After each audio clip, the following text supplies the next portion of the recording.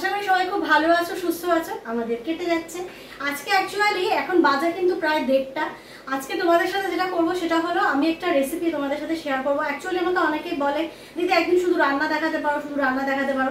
তাই সেই অনুরোধেই আজকে শুধু রান্নাটা দেখাচ্ছি। আদার্স আর মানে ব্লগটাকে বেশি বানানোর কোনো ব্যাপার নেই। তো যেটা করবো সেটা হলো আজকে আমাদের অনেকদিন ধরে ইচ্ছা ছিল যে আমরা একটু রাজমা চাওয়াল খাবো।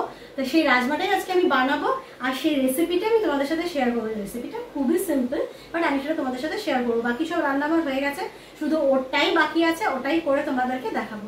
তো চলো আমি বানাবো রাজমা, তোমাদের সঙ্গে সেটা শেয়ার করবো। আমি চলে এসেছি রান্নাঘরে। তো সবার আগে তোমাদেরকে দেখাই, দেখো আমি কিন্তু রাজমাটা সেদ্ধ করে রেখে দিয়েছি একটা দেখানোর জন্য। দেখো যথেষ্ট ভালো সেদ্ধ হয়েছে, কিন্তু রাজমা যেন এর চেয়ে বেশি সেদ্ধ না হয়, পুরো গলে গেলে খেতে বাজে লাগবে। আমি কিন্তু রাজমা সেদ্ধ জলটাও রেখে দিয়েছি, কারণ রাজমাটাকে আমি প্রথমে ভীষণ ভালোভাবে ধুয়ে নিয়েছিলাম। এদিকে রেখে দিয়েছি দুখানা পেঁয়াজ, আদা রসুন পেস্ট করে এখানে রাখা আছে। আর এটা হচ্ছে 2টো টমেটোর একটা পিউরি বানিয়ে রেখেছি।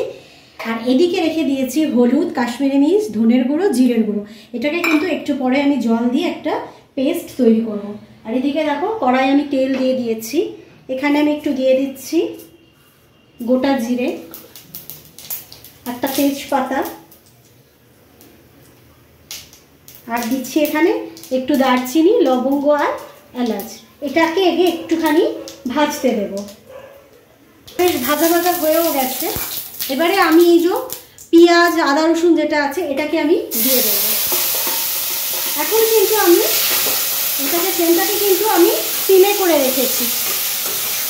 এবারে পেঁয়াজটাকে বেশ কিছুক্ষণ একটুখানি তেলের মধ্যে নেড়ে নেব। পেঁয়াজটা যতক্ষণ হচ্ছে ততক্ষণ আমি একটু ওই মশলাটার মধ্যে অল্প করে জল দিয়ে পেস্টটাকে কিন্তু বানিয়ে নিচ্ছি। পেঁয়াজটা আদা ভাজা ভাজা হয়েছে, এবারে দিয়ে দিলাম টমেটো পিউরিটা। দিয়ে এবার এই জিনিসটাকে কিন্তু ভীষণ ভালো করে নাড়তে হবে।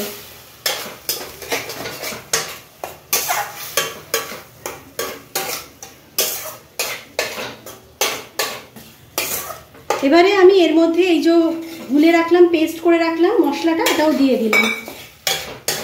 ও এদিকে ওর মতো ফুটুক, আমি একটু পরিমাণ মতো নুন দিচ্ছি। হ্যাঁ, আগে থেকে একটা কথা বলা হয়নি, আমি কিন্তু রাজমাটা সেদ্ধ করার সময় যেহেতু একটু নুন দিয়েছিলাম, সেজন্য এখানে নুনটা একটু অল্প করেই দিলাম। আর একটা জিনিস হচ্ছে, এটার পর তোমরা চিনি, যারা চিনি খাও চিনি মেশাবে, আর যারা চিনির বদলে গুড় খাও তারাও গুড় মেশাতে পারো। আমার আজকে গুড়টা শেষ হয়ে গেছে, তাই আমি মাঝে মধ্যে এরকম আনোখা রান্না করে থাকি। আমি গুড়ের বাতাসা একটু এখানে অ্যাড করে দিচ্ছি। খেতে কিন্তু বিশ্বাস করো একই রকমই টেস্ট হয়। তাই বলে তোমাদেরকেও যে বাতাসা দিতে হবে এরকম কোনো ব্যাপার নেই। আমি যে রাজমাটা সেদ্ধ করা যে জলটা আমি রেখেছি, এটা কিন্তু একটু বেশি করেই করেছিলাম, কারণ এই মশলায় আমি এই জলটাই ব্যবহার করছি। এবারে এটা কিছুক্ষণ আমি গ্যাসে একটু হতে দেবো ঢাকা দিয়ে। মশলাটা কিন্তু বেশ ভালোভাবেই মিশে গেছে, তেল ছাড়তেও শুরু করেছে। এইবারে আমি এই যে রাজমাটা আছে এটা এর মধ্যে দিয়ে বেশ ভালো করে কষাবো। ভালো করে কষিয়ে নিয়েছি। এবারে ওই বললাম রাজমা সেদ্ধর যে জলটা, এটাই আমি এর মধ্যে দিচ্ছি। আর একটা জিনিস, রাজমার জলটা কিন্তু একটু পরিমাণ বুঝে দেবে, কারণ রাজমা কিন্তু ভীষণভাবে জলটাকে টেনে নেয়। আমরা যেহেতু এটা ভাত দিয়ে খাবো, তাই একটা মিডিয়াম ঝোল আমাকে রাখতেই হবে। আমি মোটামুটি এতটা দিয়ে ফুটতে দিচ্ছি। এবার দেখি কতটা জল টানে। দেখো আমার কিন্তু রাজমা পুরো রেডি।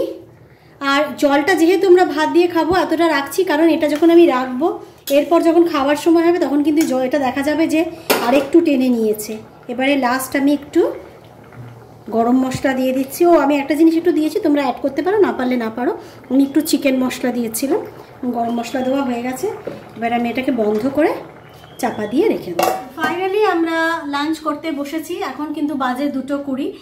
এই দেখো আমার রাজমা চাওয়াল, সঙ্গে হচ্ছে গন্ধরাজ লেবু, দুর্দান্ত লাগে। আর এটা একটু করেছি চিকেনের বাটি চচ্চড়ি টাইপের বলতে পারো। এটা যদি তোমাদের মনে হয় কখনো রেসিপির দরকার আছে, আমি না এটা তোমাদেরকে রেসিপিটা বলে দেবো, ইজি এটা। আর সাথে হচ্ছে তোমার উচ্ছে আলু ভাজা, আর যেটা গরমকালে লাগে আমের চাটনি। তো এই হলো আজকে আমাদের ইয়াম্মি ইয়াম্মি লাঞ্চ। দুর্দান্ত হয়ে গেছে লাঞ্চ, স্পেশাল লাঞ্চ। রাজমা চাল হেভি খাবার, মানে ইয়ামি ইয়ামি লাঞ্চ। অন্যরকম খাবার। আমি রাজমা চালটা অ্যাকচুয়ালি প্রথম, রাজমা অনেকবার খেয়েছি, বাট রাজমা চাল ব্যাপারটা প্রথম খাওয়া হলো। মানে ভাত দিয়ে রাজমা পাতি কথা বলতে গেলে যেটা, এই জিনিসটা এমনই যে মানে এটা তোমরা যারা খেয়েছো জানো, মানে এই জিনিসটা এমনই যে একটা দিয়ে কিন্তু অনায়াসে খাওয়া হয়ে যায়, কোনো চাপ লাগে না। যারা কাশ্মীর গেছে তারা খুব ভালো করে জানে ওখানকার খুব স্পেশাল খাবার এটা। এটা একদম আর তবে ওখানে খুবই স্পাইসি টাইপের হয়, আরও লাল টকটক করে। আমি সেটা বানাইনি, কারণ আমার সেটা বাড়িতে বানিয়ে খাওয়া একদমই ঠিক না। যাই হোক, তা সেটা তো হলোই, আমাদের তো লাঞ্চ কমপ্লিট হয়ে গেছে। এবারে দেখো, এটা দেখে কিছু বুঝতে পারছো? এটা হলো কিন্তু আমাদের সিজনের প্রথম আম, ভোগ লাগালাম, ঠাকুরকে ভোগ লাগিয়েছিলাম এটা। আর তরমুজ তো অনেকবারই দেওয়া হয়েছে। এটা হচ্ছে আমাদের এখন রাজমা চাওয়াল খাওয়ার পর এখন আমাদের ভোগ লাগানো আম খেতে হবে, কারণ আমটা তো আর ভাতের সাথে নিতে পারিনি, পেঁয়াজ রসুনের মধ্যে তো আর নেওয়া পসিবল ছিল না, সেই জন্য নিতে পারিনি। তো এবারে এখন এটা খাওয়া। আর রাজমাটা এমনি কিন্তু খুব মানে হেলথ বেনিফিট খুবই আছে রাজমা, উপকারী জিনিস, উপকার খাবার। যাই হোক, আজকে একটা ছোট্ট মিনি ব্লগ ছিল, এটা অবধি থাকলো। যদি কিছু ভালো লেগে থাকে অবশ্যই রেসিপিটা কেমন লাগলো সেটা কমেন্ট করে জানাবেন। হ্যাঁ, অবশ্যই জানিয়ে। আর যদি কিছু ভালো লেগে থাকে একটা লাইক করে দেবে, পরিবার সবার সঙ্গে অবশ্যই একটা সাবস্ক্রাইব করে পরিবারের সবার সঙ্গে। তো আজকের মতো এইটুকুই, দেখা হবে নেক্সট ব্লগে তাড়াতাড়ি। টাটা।